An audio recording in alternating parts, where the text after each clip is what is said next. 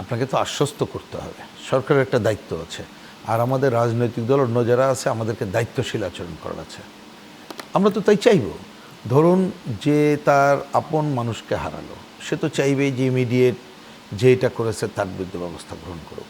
আমরা ধরেন চাইব কি যে অবশ্যই যারা এর সাথে জড়িত ব্যবস্থা গ্রহণ করুক, আর যাতে রক্ত না ঝরে। তা অন্ততপক্ষে সরকারের পক্ষ থেকে তো আপনাকে সেই ধরনের পদক্ষেপ শো করতে হবে। আপনি যিনি দায়িত্বে আছেন, সরকারকে তো জনগণকে আশ্বস্ত করতে হবে যে ইনি দায়িত্ব যদি রাখি আমি, তাহলে তিনি নির্বাচন পর্যন্ত ভালো দায়িত্ব পালন করতে পারবে। আর সরকার যদি নিজে আশ্বস্ত না হয়, জনগণকে আশ্বস্ত না করতে পারে, আমরা কিন্তু প্রথম দিনই বলে আসছি যে ঠিক আছে আগে করেননি, নির্বাচন যখন ঘোষণা হলো তখন আপনাকে তো একটা দরকার হলে এটাকে আপনি রিসাবল করতে পারতেন, বা এখনও সময় আছে। কারণ এটা তো কোনো অপরাধের বিষয় না, এখন কি অন্যায়ের রাজনৈতিক বিষয় না। দলগুলোকে নিয়ে বসা উচিত? অফকোর্স, সেটা তো আগে প্রথমেই আমরা বললাম যে আপনি সেটা কথার কথা না বসেও আপনি কিভাবে করবেন, মানে কোঅর্ডিনেশনটা করতে হবে, কমিউনিকেটটা করতে হবে।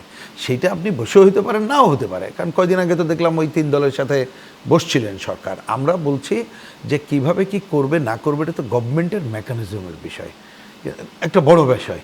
সরকার যদি একটু পজিটিভলি আগায়, আমার ধারণা যে এদেশের অধিকাংশ, আমি অধিকাংশ সব দলের তো আর দায়িত্ব নিতে পারবো না, কিন্তু আমাদের অভিজ্ঞতা আছে অধিকাংশ রাজনৈতিক দল কিন্তু ঠিক এই সময় দায়িত্বশীল আচরণ করবে বলে আমি মনে করি। এবং মনে রাখতে হবে, অনেক কিন্তু এই যে দায়িত্বশীল আচরণ করবে আমরা বলছি ঠিকই, কিন্তু অনেকের তো নানা ধরনের, আমি বলছি যে এই যে বিরুদ্ধের শক্তি, গণ অভ্যুত্থানের বিরুদ্ধে যারা একটা অস্থিতিশীল পরিবেশ তৈরি করতে চায়, তারা তো নানা ধরনের অন্য কাজও করার চেষ্টা করতে পারে।